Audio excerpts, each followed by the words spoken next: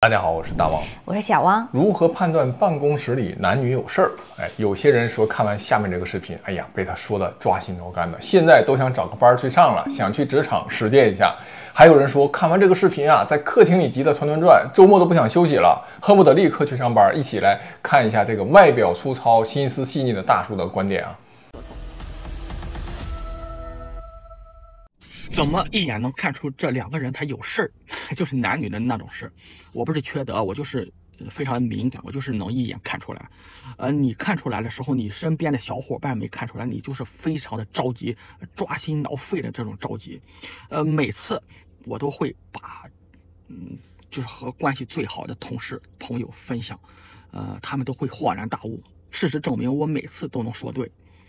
準確率是非常高的。有這三個點，你聽明白以後，你就拿回去套一個不吱聲，套完以後，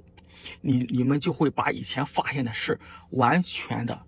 打通了，完全的通透了，立馬就能形成一個完美的閉環。但是咱不能亂說，這屬於造謠了，畢竟沒有什麼證據，咱僅供吃瓜和娛樂。第一，一共三點，這是第一點，就是邊界感。邊界感就是表現身體的邊界感，因為身體是最誠實的，不同的關係身體接觸的距離是不同的。比如關係不熟的人，他們就是哪怕是擁抱的時候，他們只是肩膀和肩膀靠一下，腰以下它是離得很遠的。如果兩個人下半身離得非常近或者貼在一起了，那麼他們大概率是做過了親密的事了。邊界的第二個表現就是他們沒有遵守，就是大多數人的禮儀和客氣，就是客套。比如我們的工作環境，我們在的這一個圈子裡面，大多數都是比較客氣的，見了面以後都是王科長、李科長、王老師、李老師，這個老師那個老師，這個王哥、李姐都是有稱謂的。結果突然有一天你聽到一個人給另一個人打電話，接起來直接就說你在哪？沒有老師了，沒有稱謂了，沒有職務了。安小鳥是怎麼發現沈眉莊和這個溫太醫有事的？就是因為溫太醫進沈眉莊臥室的時候都敢不敲門了，就是沒有邊界了。邊界感第三個標誌就是不嫌棄對方，不嫌棄對方埋汰，他們會通常會共用一個杯子，還有小勺子。還有一起吃東西，吃同一個東西。你發現了以後吧，你發現了這些舉止會讓你開心一整天的，你甚至連班都上不進去了。這些都是關係變近的表現。還有一種就是關係變遠的表現，也能讓你發現，就是他們會刻意隱瞞他們的關係，不想讓周圍的人知道他們的這種關係，他們會去刻意的回避，刻意的避嫌。就是原本兩個人都是打打鬧鬧的嬉皮笑臉的，相互開玩笑，相互說一些黃段子，非常的正常。突然有一天他們不開玩笑了。邊界感說完了，這就是鏡像同步。怎麼理解呢？就是他們兩個人會越來越像，就是咱們通常說的夫妻相。就是這種微表情會越來越像，就是小動作小習慣會越來越像，口頭禪會越來越像，就是聊天打字用的那種表情包、小表情，他們會越來越像，用同一個表情包。最後第三點就是多看一眼，就是比如大家在聚餐的時候，在這個聚會的時候，那個人突然進來了，他會和所有人打招呼，但是他多看了另外那個人一眼，就是這一眼，就是他最在乎的人。還有一個場景就是你們開完會了，或者下班了，或者聚餐結束了要走的時候，那個人會和所有人打招呼說拜拜，但是他會對另外他上心的那個人多拜了一下，比如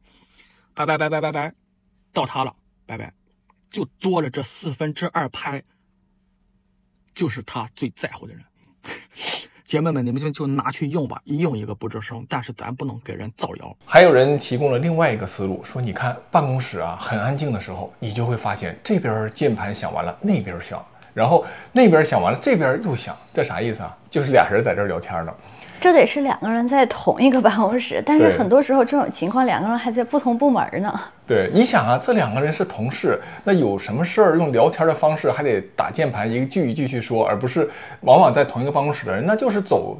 過去是吧？走2步就過去的情況下，他倆為啥非要用聊天軟件去說呢？這個就往往有問題。不過呢，我建議大家哈，就是如果你發現了什麼端倪啊，不要去什麼跟周圍的同事去分享，你頂多跟你的另一半，或者說你的跟同事沒關係的那些好朋友去分享分享得了啊。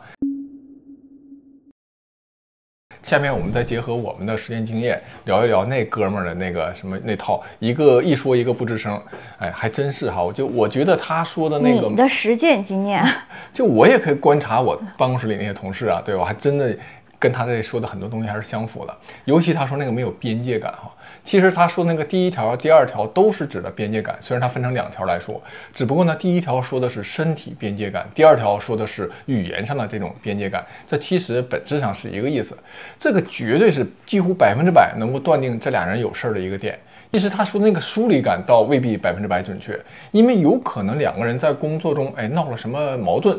或者呢突然就發現另外一個人，比如說表面上以前跟你關係好像是不錯，實際上你會發現，突然某一天發現他挺陰的一個人，所以你就馬上就會跟他產生疏離感，這個是非常有可能的。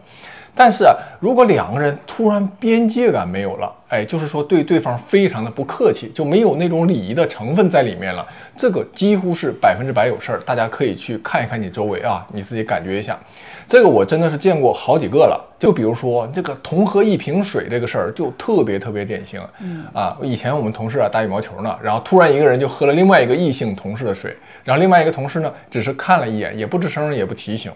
比如說一般咱正常反應都說，你拿錯了，那是我的水啊，一般是這種正常反應哈。但是人家看也不看也不提醒，總之啊，就是2個人非常自然，非常默契，這幾乎就是100%有事兒啊。其實他說的這幾點啊，我都非常的贊同，尤其是其中一點，這個叫做邊界感哈，還有就是打電話那個，他比方說他舉例嘛，就是你看你跟誰打電話，你會上來就說在哪呢？對，在哪呢？你說得多熟悉哈！我自己回憶了一下，就是跟異性打電話，還真是只有對你還有對我爸會直接上來就說在哪呢？其他對任何同事你不會說上來就說在哪兒，對吧？比方說你聊什麼事兒，或者尤其找對方幫個忙，你都會還是會比較客氣一點的，或者說哪怕就是相熟一點的吧。就是可能比方說有的時候團建啊，打過幾次羽毛球，或者說部門中跟我同齡的一般男生是吧，稍微熟悉一點的打電話也不會直接上來就說在哪兒，可能會說今天有什麼事兒嗎？或者你幫我幫個忙嗎？或者是我今天打你個車方不方便啊，類似於這種的，但也不會上來就直接說在哪兒，在哪兒其實是一個特別親昵的一個詞兒。對，你看那句比如說能麻煩你幫我個忙嗎，一般正常來說都是這種同事間都是這種語氣啊，哪怕你親密一點的同事，你說你幫我一個忙好嗎？但是如果這倆人說話就特別直接，就類似於命令似的，你去做一個什麼事兒啊，你去給我倒杯水，你給我幹點什麼，直接就這種下命令，那幾乎就是100%有問題。我之前有個同事，就是我們一起出去聚餐的時候，有一個女同事就跟一個男同事說，你去幫我挪個車啊，就是那種吩咐型的，沒有稱呼，沒有請求，沒有商量，沒有這個感謝。當時我在旁邊嘛，我一聽就感覺有點詫異，我就特別突兀，我當時還沒有反應過來。等到後來，我一想，我忽然就恍然大悟，原來是這麼個情況。你們這部門有情況的還挺多呀。不過我現在回憶了一下哈，就我們同事之間，好像就是這種出軌的還真的不太多，要麼有可能我沒有足夠火眼金睛沒發現，但是呢，我往往能 get 到，就是他們感情剛萌芽的時候，就是說這2個人他們都是單身哈，就是真的戀愛了，比方說人家剛開始可能是想地下的，沒告訴我們同事，但是我們馬上就能 get 到他倆這個關係不一般。然後沒過多久，可能半年後，2個人公開了，然後再過一會兒結婚了，這會兒才把好事兒告訴我們這些同事們。就往往2個異性同事啊，他們感情剛發生的時候，那個曖昧勁兒，其實我覺得還挺甜蜜的。就是怎麼說呢，就是男的或者女的一進辦公室，他們就會自動的先去看那個了，就是他感興趣的那個人，非常明顯。或者說同事們一起唱 K 出去，他也會就是說，就是時不時的瞄他感興趣的那個人，而且那個眼神裡的那個火花，還有那種期待，跟看其他同事是完全不一樣的。你就能夠感覺到那種眼神的炙熱，我覺得還真是怎麼說，挺打動人的。但他們都不是說出軌那種，是真的是談戀愛。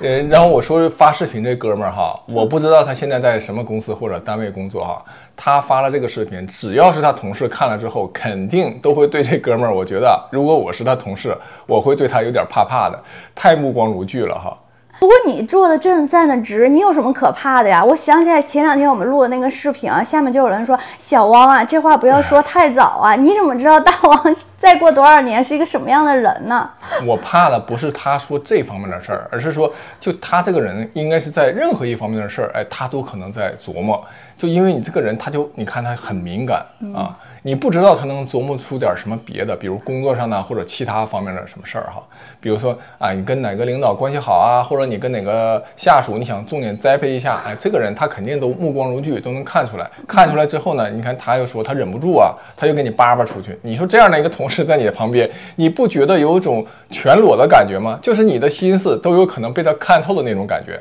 所以啊，要想做別人的好同事啊，還就是哪怕你敏感一點，你心細，你還是裝傻一點比較好。我覺得這是一個好選擇哈。但我覺得還行，反正如果他是我同事的話，我是沒什麼可怕的，是吧？最後我還想提醒大家一點，就是如果你要是跟同事啊追求某一個同事也好，或者是跟另外一個異性同事曖昧一下也好，盡量不要留下文字證據啊。我以前同事就有一個類似的事兒，他其實就是正常追求，也單身哈，就正常追求另外一個同事，結果呢，那個女同事就把這個聊天記錄給她的好閨蜜就看了，而且那好閨蜜也是我們公司的一個女性哈，這2個人還都挺八卦的，然後就展示她的聊天記錄，傳開了，對，就傳開了，就連我就是一本正經的人，我都聽說這事兒了，你想，然後大部分人看那個男同事的眼光都有些異樣，其實我是看那個女同事的眼光，我會有些異樣，我覺得這幹什麼呀？人家追求你，你幹嘛把人家這個聊天記錄給展示出來呢？對吧？對，我覺得這種把就是對方發給你的這種私密的聊天記錄展示出來，其實是一個挺不好的一個行為。尤其像現在網上面也挺多，倒不是說出軌感情哈，反正就是說，你看分手之後，一方想要背刺另一方，不就把他們之前的聊天記錄然後發到網上嗎？包括這些明星名人的也特別多嘛，大家反而紛紛對這種曝光私下發短信內容的人都就是對他們的人品不是特別的認可。說到這兒，我就想起我們公司另外一個事兒，就是我們公司一個還比較優秀的一個男同事啊，他給一個女秘書呢，就是有點意思，但是也沒有下定決心要追求，就是那麼聊騷，那麼聊天聊了幾句哈，然後這個女秘書啊就把這個聊天記錄給別人看了，然後緊接着公司就全傳開了，說這個男的在追求這個女秘書，而且他給別人看聊天記錄這個過程，他還是用一種非常巧妙的方式，他不是說故意給別人看，而是裝作不小心讓別人看到的。比如說他把這個聊天記錄擺在桌面上，然後又讓周圍的同事來幫忙解決一個電腦和一個問題，然後但是你看聊天記錄就在桌面上啊，就讓另外一個同事看到了，然後那個同事還挺八卦的就傳開了，這樣呢就會對那個男同事形成了一個比較大的壓力，然後就會有很多人就傳說他倆怎麼樣了，他們倆這些八卦在公司之間就慢慢就傳開了。這樣呢，這個女秘書其實就消滅了她的競爭對手，然後那個男同事呢，確實還挺不錯的，挺優秀的，各方面都不錯，然後也有別的女同事對他也有興趣啊。那聽了這個八卦之後，其他對他有意思的那些女同事對這個男同事基本就放棄了啊，所以這個女秘書就直接實現了消滅他的競爭對手的目的。所以然後呢，這個男的就去追這個女的了嗎？我覺得也不一定吧。對，最後確實他倆也沒有在一塊兒，因為不是大家都說，只是說他使用這種手段和心機。對，不是。大家一般都說男的主要還是會去追自己喜歡的，如果自己不喜歡的女的，就算對他再熱烈、再用情深、再怎麼追的猛，男的也會不太動心嘛。那大家你們根據這些蛛絲馬跡啊，你們可以回憶一下，你們在你職場和周圍有沒有過類似的情況？也歡迎在評論區討論討論。本期就講完了，下期再見。下期再見。